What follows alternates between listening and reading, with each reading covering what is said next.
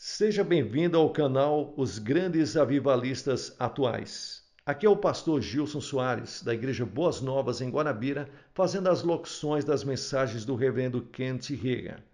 Você que está chegando agora, abençoe esse canal e a obra missionária na cidade de Guarabira com o valor que Deus colocar no seu coração. Nós estamos trabalhando para adquirir o terreno da Igreja Boas Novas. Faça parte desse projeto. Torne-se membro desse canal. Que Deus te abençoe ricamente. Vamos para a mensagem de hoje. Kent Reagan. 3 passos para usar a sua fé na área financeira. Texto base. Marcos capítulo 11, versículos 23.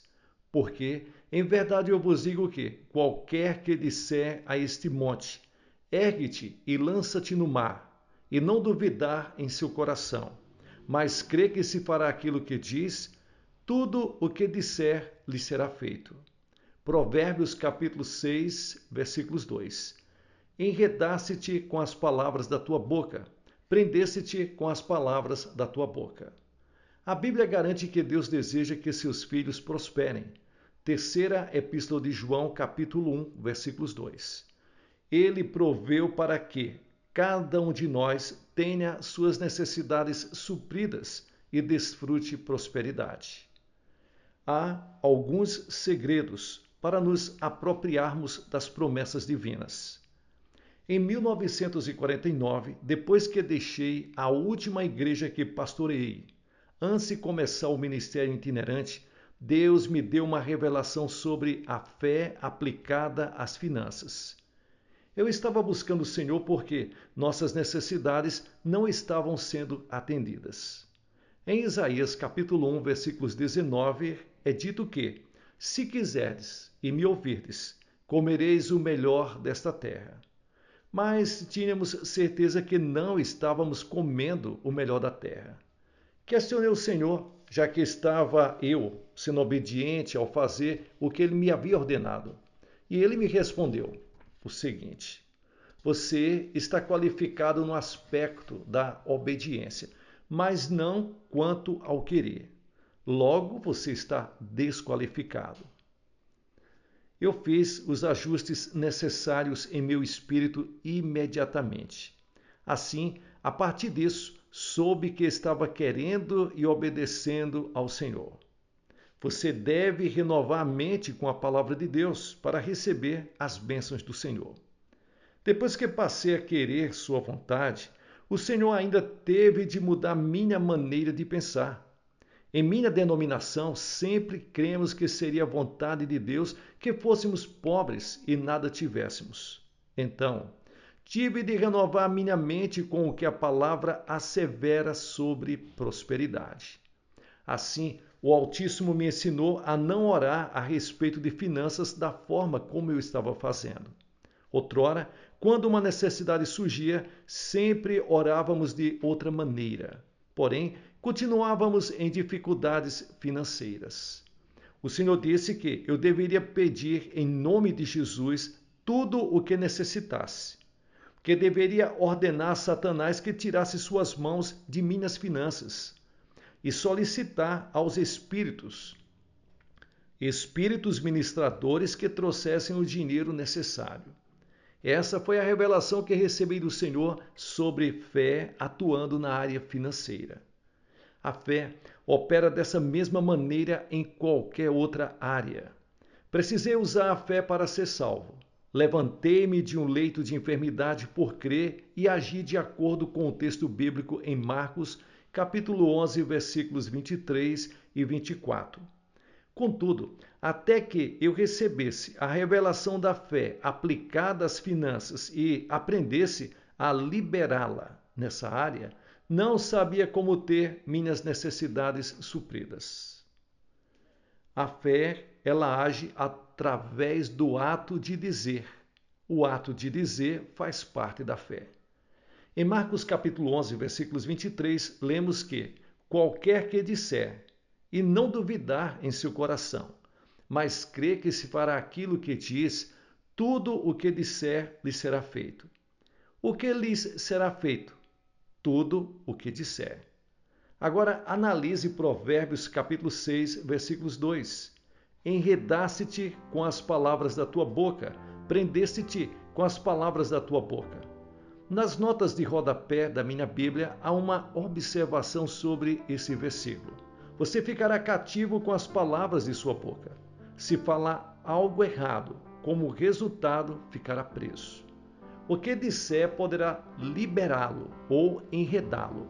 O que você diz tem importância. Há alguns anos, Deus me mostrou algo na palavra sobre o ato de falar como parte da fé. Em 1951, eu dirigia um encontro que duraria 4 semanas em uma cidadezinha chamada Graham, no Texas. Um dia após a reunião matinal, permaneci na igreja para orar. Planejara ler o Evangelho de Marcos, ajoelhando-me sobre o altar, e o fiz. Fiquei de joelhos por um bom tempo, orando e lendo até que me cansei um pouco. Por isso, me sentei entre o altar e a plataforma, terminando de ler Marcos. Sentado, meditando sobre a grande comissão que se dirigiu ao túmulo de Jesus em Marcos capítulo 16. Senti-me bem cansado e me deitei de costas.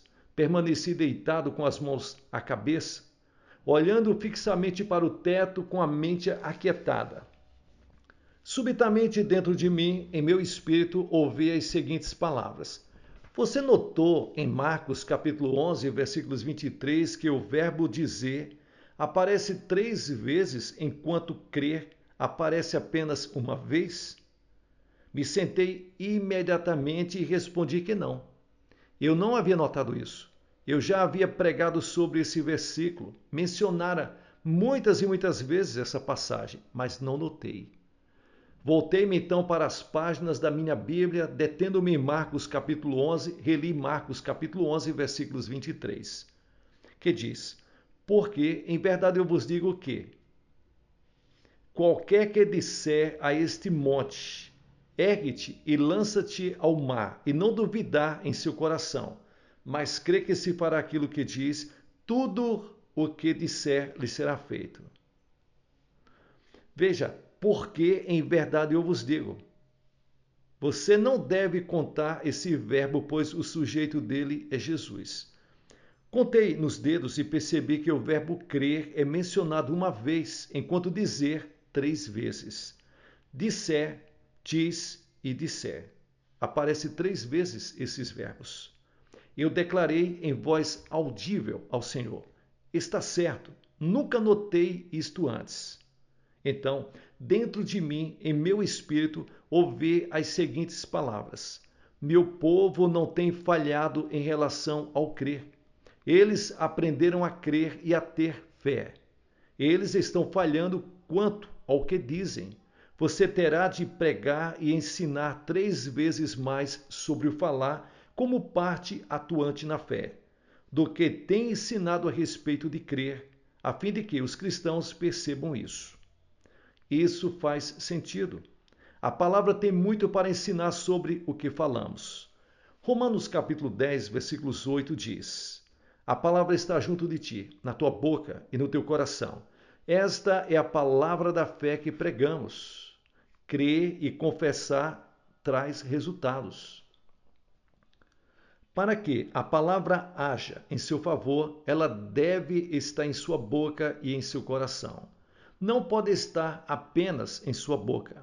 Pode-se falar muito, mas se o que é dito não significa nada para quem disse, se o coração não concordar com o que foi dito, isto não funcionará. Quando se crê em algo de coração, mas não se verbaliza, não se cumprirá. A fé nas promessas de Deus só funciona quando há crença e verbalização do que se crê.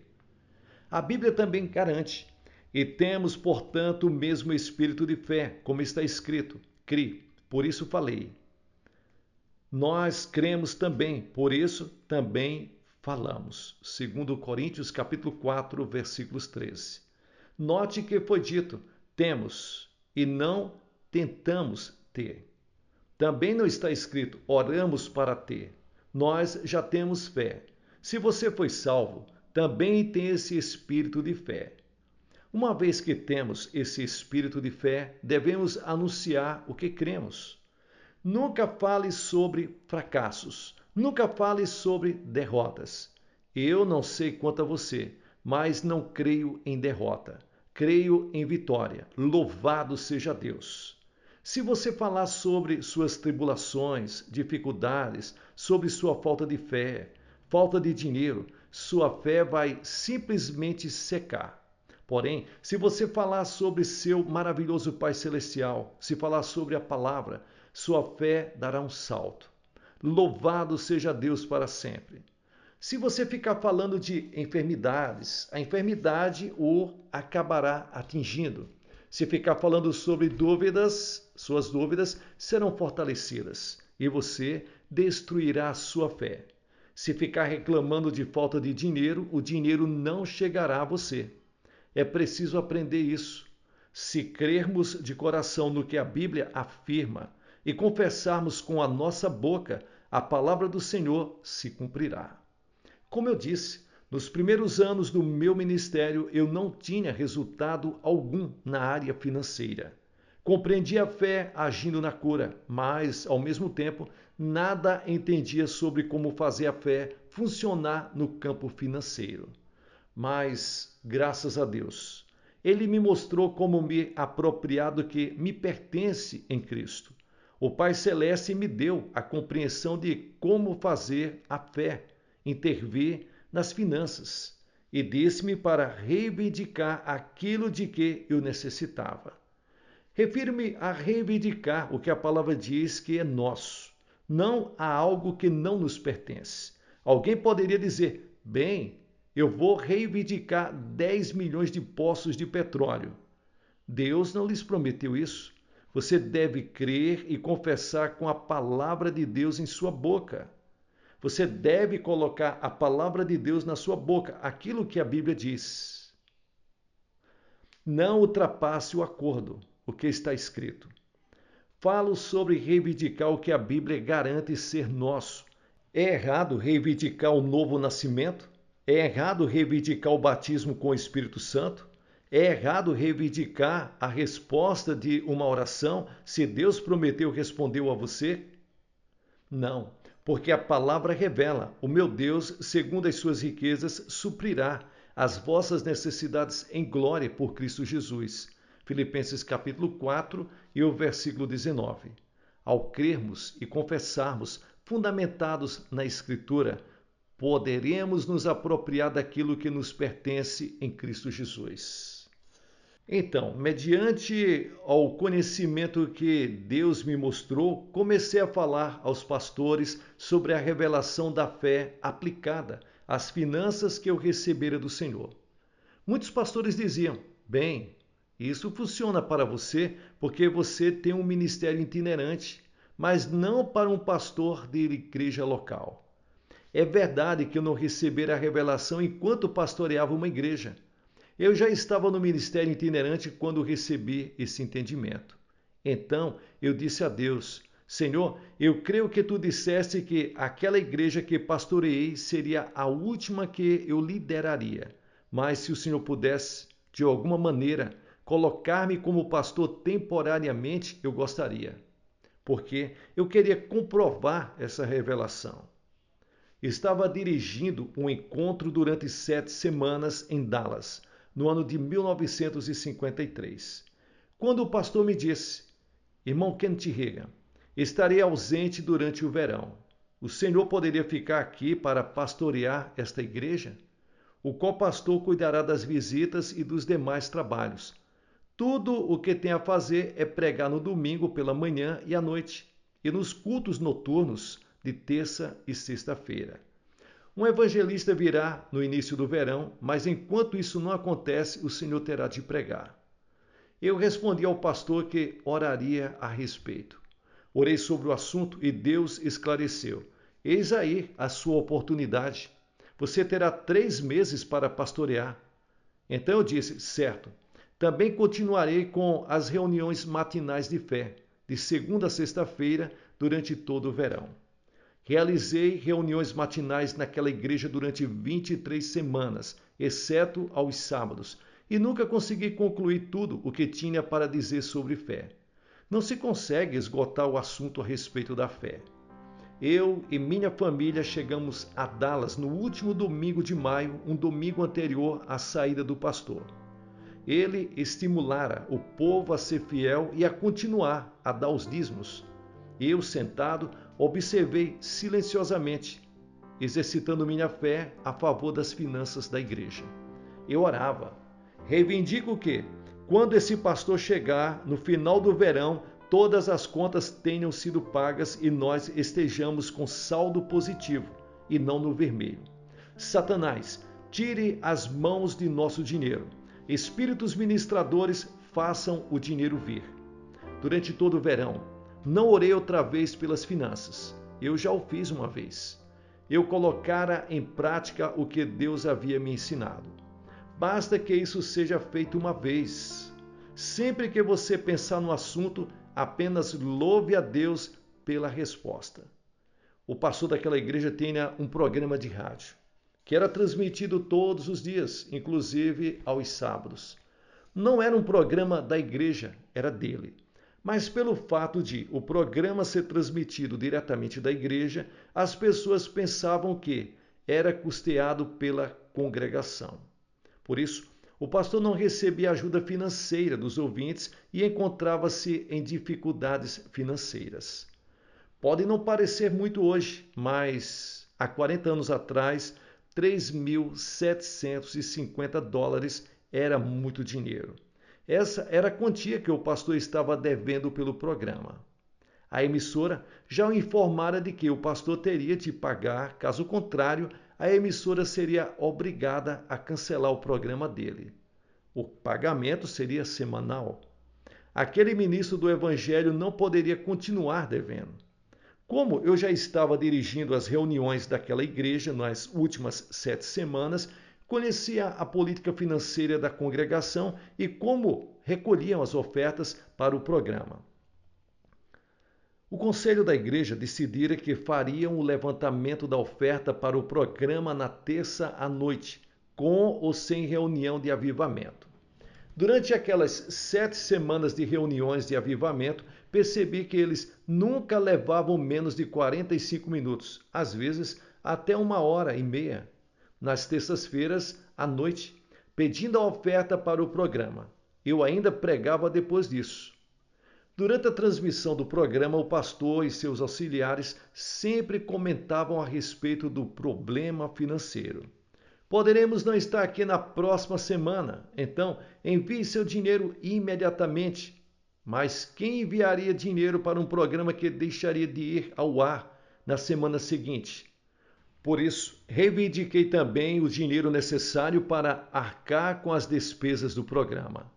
Na terça-feira seguinte, após o pastor ter se ausentado, o pastor auxiliar subiu ao púlpito e levou 1 hora ou mais para levantar a oferta. Eu não tivera oportunidade de falar com ele ainda. Ele dizia coisas como: não queremos que o pastor volte e veja que o programa acabou.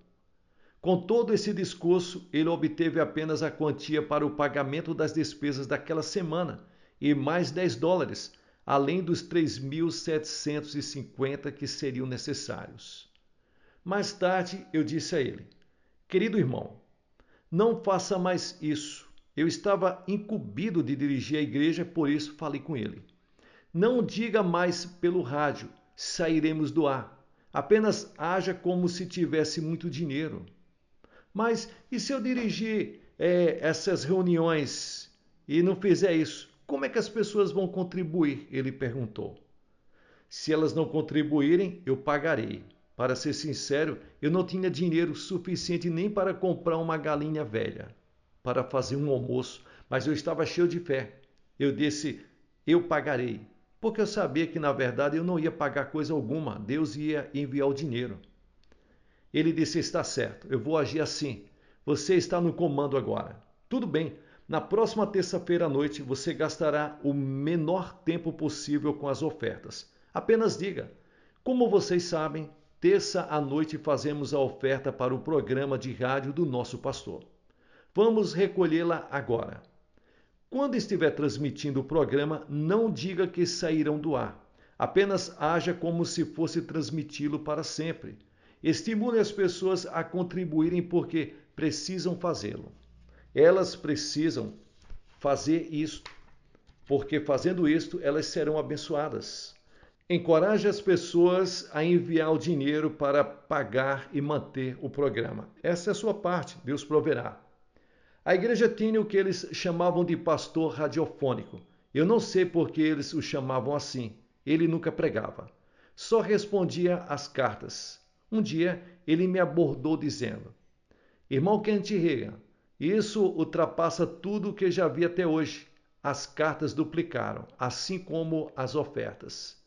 Quando o pastor voltou, no final do verão, tivemos uma reunião de negócios com o conselho da igreja, o secretário, o tesoureiro e outros. Alguém leu o relatório e informou que a congregação estava fora do vermelho. Tudo foi pago. Qualquer um no ministério pode prever que as finanças geralmente diminuem na época do verão. Não somente isso, mas o secretário e o tesoureiro leram no relatório. Todas as contas estão pagas e nós ainda temos um saldo positivo de 20 centavos. Eles não sabiam que eu tinha orado por isso. Eu simplesmente sorri e lhes disse que havia reivindicado um saldo positivo e tínhamos então 20 centavos. Era um saldo positivo.